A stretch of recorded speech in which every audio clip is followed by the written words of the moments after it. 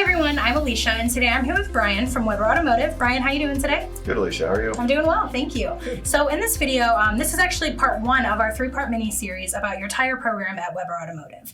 So in this video, we're going to be talking about when to replace your tires. So how to look for that and when to know. So Absolutely. What can you tell me about that?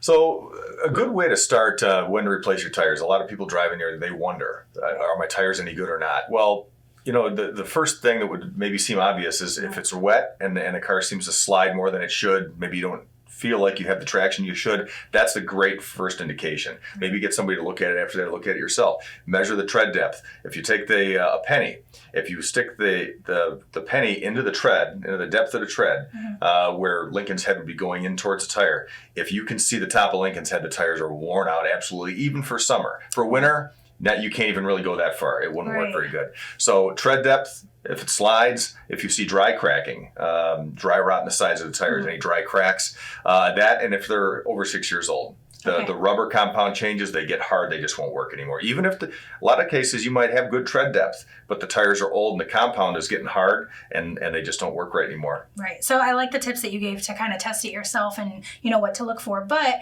if you aren't really sure and you don't really want to look for it yourself, you can definitely reach out to Weber Automotive. You can visit them online at weberautomotive.com or you can give them a call. Thank you, Brian. Thanks, Alicia.